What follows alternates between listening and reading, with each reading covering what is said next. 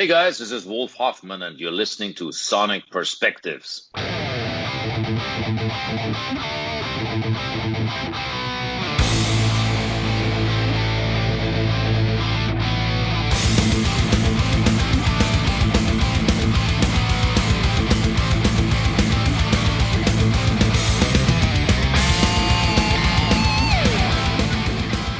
Hi everyone, and welcome to another interview of Sonic Perspectives. I'm Rodrigo, and our guest today is the face of Accept, Mr. Wolf Hoffmann. Wolf, great to have you with us. Hey, great to be with you. How are you? Awesome, I'm good. I'm here in Toronto, safe and sound for the time being, so we'll see how that plays out during the year. Yeah, really. Yeah. Exactly. Yeah.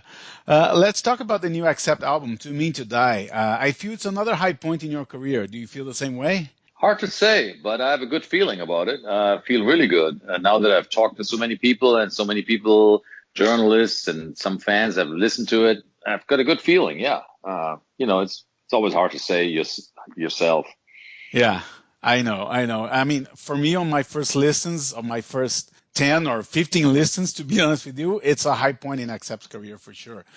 But I just learned today that the release date is now January 29th and not January 15th as previously announced, right? I know. That's a bummer. Yeah. I think it's got something to do with the pressing plans due to COVID shutdowns. I don't know what the story is, but, it's been pushed back for 2 weeks, unfortunately. Yeah. But hey, who cares?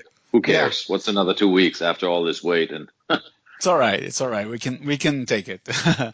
Yeah, and 16 albums in, do you still feel the same excitement when a new album comes out? I mean, are you anxious to hear the fans' reaction and stuff like that, or? Oh, absolutely. I mean, it doesn't get easier with time, and I mean, if anything, we'll put almost more effort in albums nowadays than we did in earlier years, maybe. Just time wise and songwriting. I don't know. A lot of it goes into it. Many months of working, and it's always an anxious moment when it gets finally released, and you release that baby to the world, and you see what happens. Right. It's an exciting time for sure. Yeah, and you recorded in Nashville once again, just like you did in the last 3 or 4 albums, I believe. I think you feel pretty much at home there already, right? We do, and actually that is home. I have a studio there, and that's where we usually work. So yeah, it is home. Nice.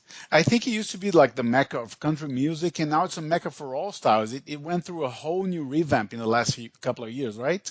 It did. In the last 5 to 10 years, it's been going through the roof. And I remember when I moved to Nashville in the early 90s, it was really a sleepy little village, and it was all about country, and there was nobody. I was the only odd guy, the only German and the only metal guy in town, it seemed like. Wow, that's crazy. And Andy Sneap is once again at the production helm on To Mean to Die. And I think he's been instrumental in getting that crispy guitar sound. Can you tell me how he contributed to the end result this time? Yeah, I mean, Andy's a great guy. And after all these albums, he's almost part of the family. And what I like about him is he really thinks and acts like a metal fan and an Accept fan.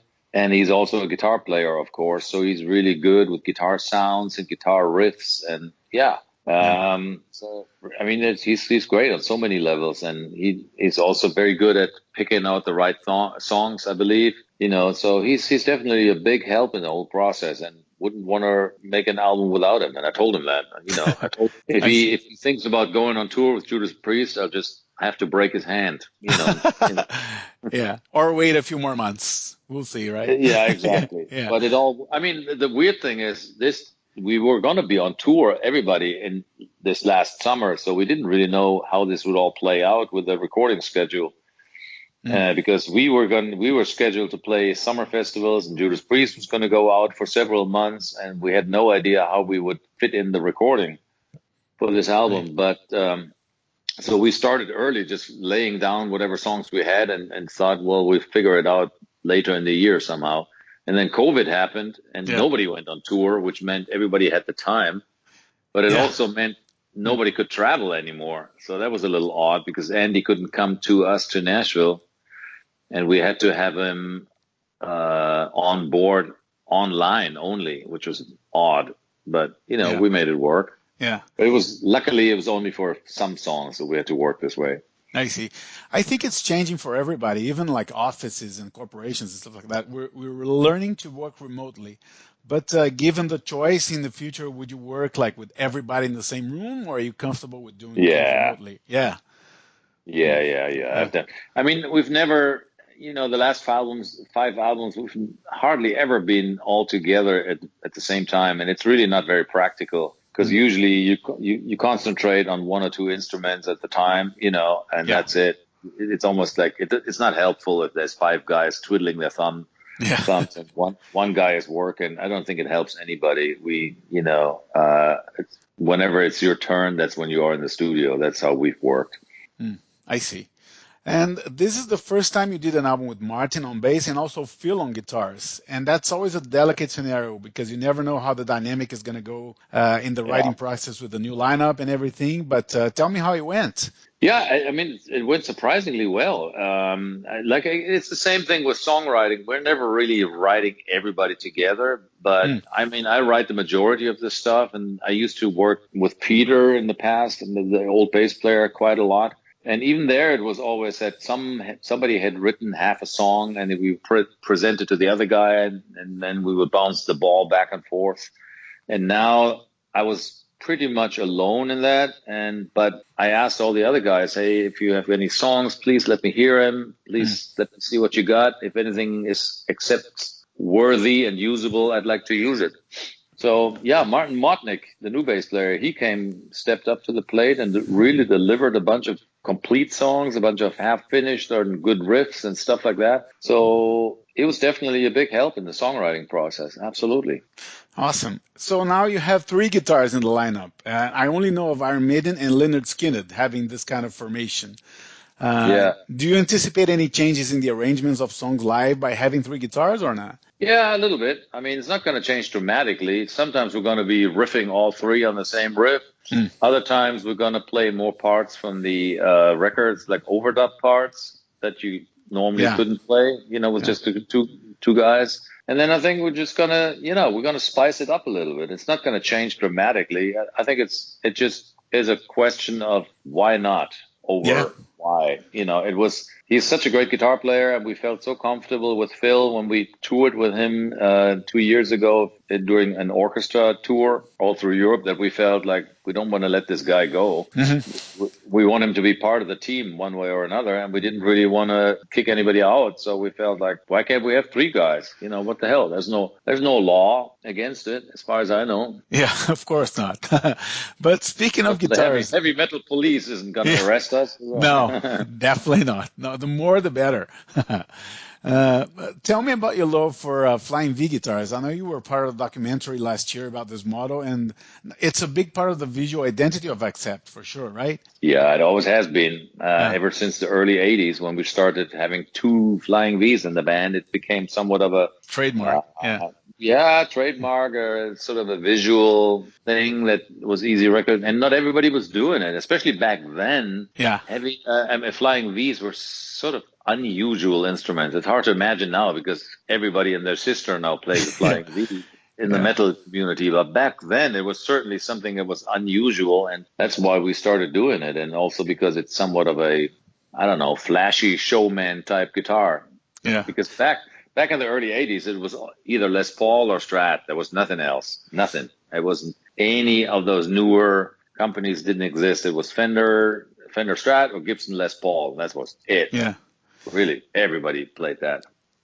Yeah. Do you remember the last time you didn't play a Flying V on stage, or was it never, or? Oh, I played a Strat quite frequently. And even during the 90s, I played a Hamer, sort of a Les Paul style guitar for a while. Oh, okay. Right. I don't know. I enjoyed it, but I really realized that I always liked the Fender the Strat for certain reasons because it's got a longer scale. It suits my hands better, and I also like the sounds you get out of a Strat better. But I always like the Flying V for looks.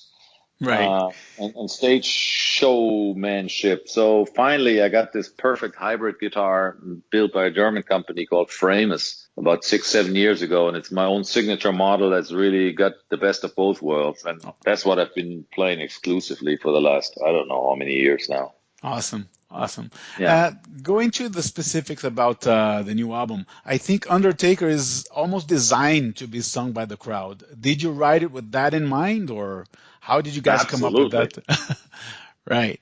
Uh, Yeah. I mean, I've always been, when I write songs, I always think of the crowd ahead, and I try to come up with easy to remember and hook lines and melody lines that are easy to latch on to. Something that's easy to remember, it's catchy, and for the crowd to get into. And of course, there's a bunch of places like that in that song. Absolutely. So the pre-chorus there, for instance, it's yeah. definitely sort of a crowd moment, I think. Yeah. I think that from all the songs on this album, this one and I think Overnight Sensation have like staying power to be played many, many years to come in tours that are not to promote this album. That's my feeling anyway. Yeah, I think you're right. And, Yeah. we'll probably initially play a few more. Hmm. I think we'll probably play the opener, Zombie Apocalypse, and we'll probably play Too Mean to Die. I mean, we're going to try a bunch of them initially, and then you're right, after a few years or Yeah. maybe in a few years' time, you'll probably only play one or two of each album, just because we have so many albums. You I can't know. possibly Yeah. play it all, but those seem to be the catchy ones. You're right. Yeah. And I think Zombie Apocalypse and Overnight Sensation have somewhat of a common theme, right? Zombie Apocalypse is about like being addicted to cell phones, and Overnight is more about YouTubers, influencers, Yeah. and whatnot, right? So good themes to explore in this day and age, right?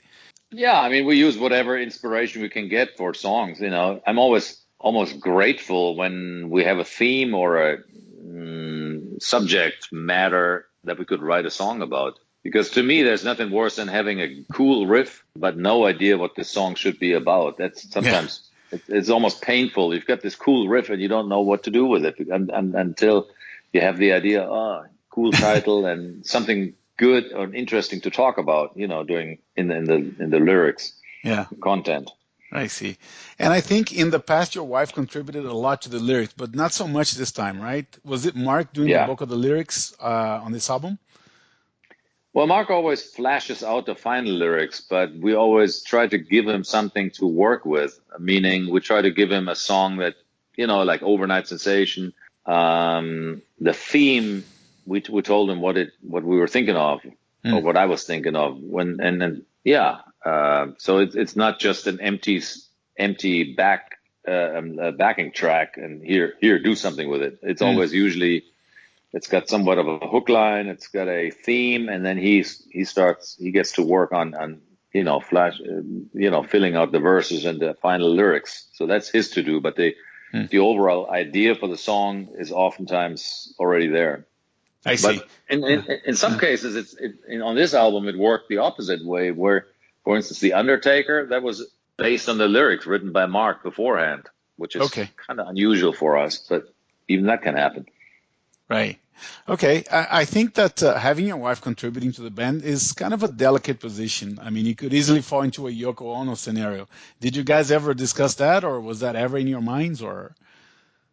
Yeah, of course. I mean, it's not so much the Yoko Ono, but everybody has that sort of Spinal Tap thing when the girlfriend becomes the manager. Yeah. That scene is on everybody's mind, but that's never been. I mean, it's been completely different in our case. I mean, Gabby has been an instrumental part of this band, the band history since the early 80s. And, out of necessity, she started writing some of the lyrics. Mm-hmm. And we kept it a secret for a long, long time because we thought, it's somehow uncool if a woman writes songs like Balls to the Wall or the lyrics for Ball, Yeah. But it was really out of necessity because we were young kids from Germany, couldn't speak the language very well, and had no clue and no ideas. And she was well read and had a sort of she helped us out basically, and it became somewhat of a working relationship that worked super well. She's full of ideas, and still to this day she contributes a lot of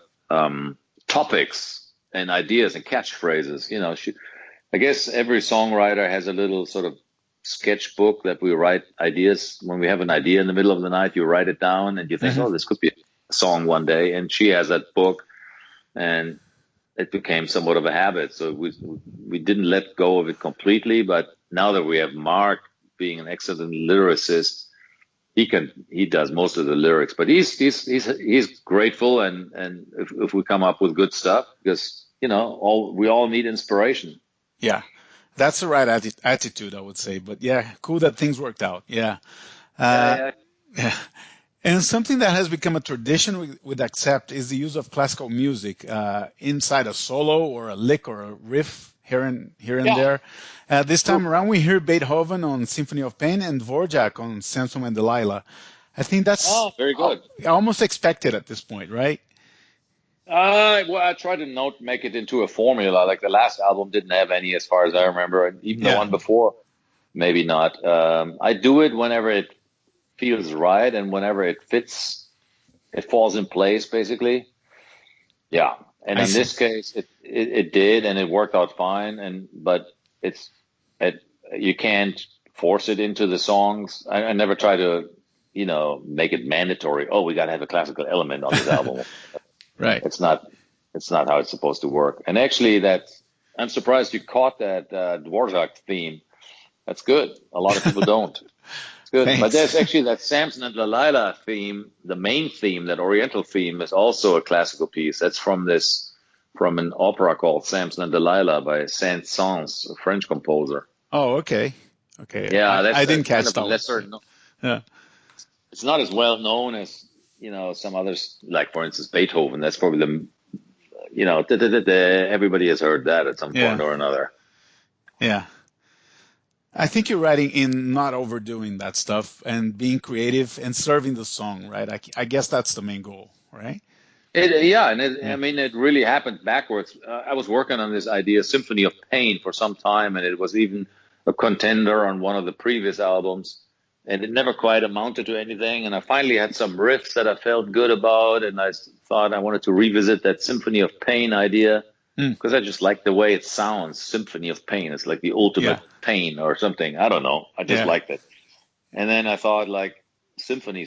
Well, if there's ever a place to, what's the best known symphony in the world, is probably Beethoven's symphony. Mhm. And I thought it would be so cool if we can manage to put that in that song somehow. And then I came up with that pre-chorus part where it's in, and then, another part during the solo, I revisited it again, and it just all fell in place well Right. on that. Right. And then we even wrote that whole song about Beethoven's life. So it's really Yeah. a Beethoven song in the end. Right. Very cool. And I like how you add a change of pace on The Best Is Yet to Come. It's not exactly something new for Accept, but it breaks down the album into movements, even though it's towards the end, right? Yeah, I think I have to disagree. I think it's somewhat of an unusual song for us because it's not really a sappy, super slow ballad, but at the same time, it's got a lot of ballad character. It's sort of more a slower rock song in my mind, but a lot of people call it a ballad, and that's fine. But it's definitely sentimental song, and I think Mark has done a fantastic job performing that. Yeah. Very positive message too, right? Looking I know. forward to stuff and not looking backwards. So yeah. Yeah, the lyrics came out great, and this is a song where the message is really close to my heart because I've been toying. The best is yet to come was one of those catchphrases that I had on my little list, and it really means a lot to me personally because that's sort of my life motto. Hmm. So I'm quite glad it worked out as well as it did, and that Mark really liked the song as much as he did, and performed it as well. And it was one of those songs where we thought, yeah, let's see how it all shapes up when Mark sings it and the band records it, because it was intriguing as a demo, but we weren't quite sure how it would all shape up Mm. because it was somewhat not a typical must-have song on the list, Yeah. But then once it was done, I think it turned out to be one of the best ones on the album, oddly enough. It's one of my favorites for sure. Yeah. And I think Sucks to Be You is a song that's very appropriate nowadays with so much division and political views getting in the way of personal relationships, right? Isn't it? Yeah, Yeah. yeah, I guess.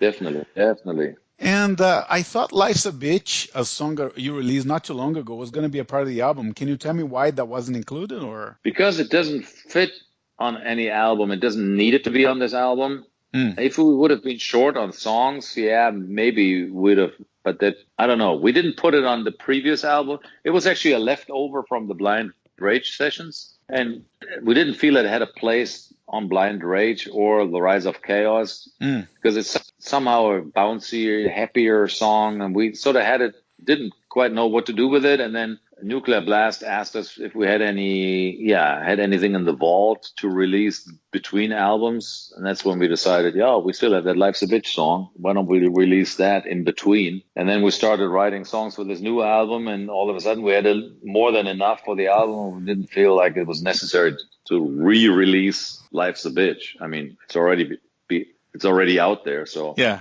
What would be the point in a way, you know? Yeah, it makes sense. Yeah. Tell me about the album cover. I think it's controversial a little bit, but with that mean bionic snake, I like what you guys are going for with that cover. Tell me about that choice. Yeah, we wanted something iconic, simple, easy to remember, easy to read this time. The last album cover was more like intricate and digital art, sort of a landscape type deal, The Rise of Chaos. But on this album, we were longing for something easier and catchier and simpler, iconic, like Balls to the Wall and Metal Heart or the Bloody Hand from Blood of the Nation, something that fits well on a t-shirt and is easy to, I don't know, something like that. And I think we achieved that. And again, it was Gabby's idea, my wife's idea, to come up with a snake. So, you know, basically we had the title, we just didn't know how to visually represent it, you know, Too Mean to Die. What do you put on there, you know? So I think it worked out well because it's mean looking snake. Yeah. You know, I think it's got something vicious about it. It does, for sure. And it must be a weird feeling to release an album during this pandemic without the chance to promote it straight away.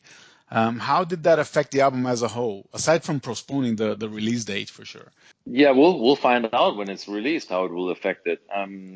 I mean, strategically, we could have decided and waited. That's what some bands do, where they say, well, we're not going to release anything until we can tour again. Right. But then you have to ask yourself, well, when is that? Yeah. You know, who knows when that is going to be, because we're just sitting there and waiting. And that means you could postpone it indefinitely, or like, I don't know, who wants to have an album in the can and let it get cold and just not release it? I don't know. That didn't seem like an attractive alternative. Yeah. And just because we can't tour doesn't really mean the fans can't get the album and enjoy the album. And then, you know, it doesn't have to coincide. I mean, it makes totally sense if you have an album and then you promote it with a tour, or you use the album to promote the tour, or vice versa, or whatever. Yeah. But when you can't do that, then it might be better just to release the album and let the fans enjoy the album without any immediate tour, you know. Yeah. So I don't know. Yeah. It's just unprecedented. So we've decided to go this route, and we'll see what effect it has. Yeah. Whether people will buy more and download it more because they've got nothing else to do and they're all quarantined at home. Yeah. Or will it just go away because there's no tour? I don't know. I hope not. I think it's a good album. It would be a shame if it would fall under the radar, but I don't think it will. I think fans will appreciate it. I think so too. But what do you think is going to happen when we're finally allowed to have concerts again? I mean, everybody will want to tour at the same time. Oh, I know. Yeah, it's going to be crazy. It's going to be a stampede. Yeah. It's going to be like the Oklahoma land rush when they, you know, had the settlers, you know, and the big, you know, they're all rushing towards their land plot. It's going to be like that when all the bands are finally ready to go on tour. Yeah. My gut feeling says that there's going to be a lot of interesting tour packages because bands will be kind of smart and say, like, maybe accepting Judas Priest or Priest and Maiden, for example, and Saxon will come together and do a joint tour because fans will not have money to spend on standalone concerts, right? Well, don't forget that these things have to be planned years in advance. So you can't really wait until the doors open again and then spontaneously book a tour. It doesn't work that way. Yeah. You got to book it way in advance, and the venues have to be secured, and it's a complicated process that, you know, once it's in place, you can't easily change it. So we'll have to wait and see. It might be my feeling is it might be a gradual opening. I don't think there's going to be a, you know, free for all day, one day when everybody says, okay, now everybody go. I think there might be some countries already open, some not, and some bands already go where others are more reluctant. So it might be a gradual thing of it all coming back to life. Yeah, could be. we'll have to wait and see. But on my last question, I'd like to talk again about the topic of the best is yet to come, and it's somewhat tied into that to those lyrics because one thing I always admired about you is your attitude of you're always looking forward, not backward, and that's something rare in metal today when many bands are focused on old material and doing like revision tours and playing old material and nothing new. But Accept has never done that. Would you consider like playing an album in full from the past or not? Yes, I would, and we've done it, but I don't think it's the best idea. And here's why. Because, I mean, a live concert is an event, it's entertainment, it's a show, and you want to have a certain, you want to have a strong start, and then you want to play the slow songs maybe towards the middle, and then you want to finish strong. So there's a certain flow to a concert, I believe. Right. And an album has a different, first of all, an album is usually way shorter than a live show. So that's problem number one. An album is maybe only 60 minutes long, and nobody wants to have a 60-minute concert. Everybody wants to have a 2-hour concert nowadays. Yeah. So how do you do that? Do you play 2 albums back to back? And then the other problem is an album is usually got some really strong songs, and they're usually right at the beginning. So if you play the running order of the album, it makes for a quite odd experience, I think, as far as the running order. It doesn't really make a lot of sense to start with the strongest songs and then let it go sort of peter out towards the end. And then, you've got your filler songs on a lot of these albums that are not necessarily good live songs. They're more like studio production songs sometimes. So I don't know that it's such a great idea. To me, the live show should be the strongest of your stuff, and it should be geared towards the audience that's there. And an album is an album. I don't know. And the other question that you had is we've never been focusing much on the back catalog because we didn't want to fall into that category we focus on the back catalog, but we never wanted to be a nostalgia band that just lives off the past, because I always wanted to challenge myself and say, well, hell, we've written great songs back then. Why couldn't we do it now? What has changed? Nothing. Right. Really. I mean, I'm still here. I can still write songs and we can still out there and do them. So why shouldn't we try as much as possible and try to come up with good stuff that's relevant now? I mean, we did it back then. So yeah.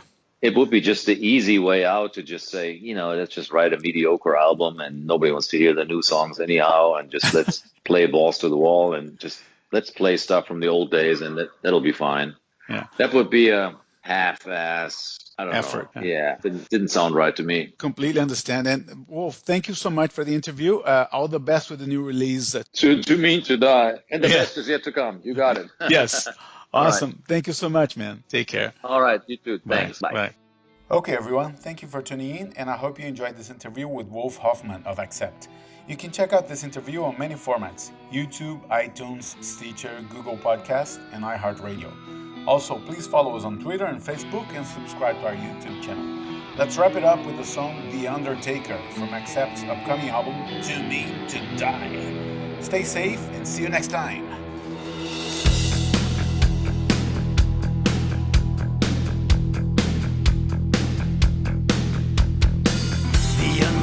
Is a busy man, for he and death go hand in hand. He works all day and thinks all night. He loves the dead, they are his life. No mortal can escape his plan. He sifts us all as grain.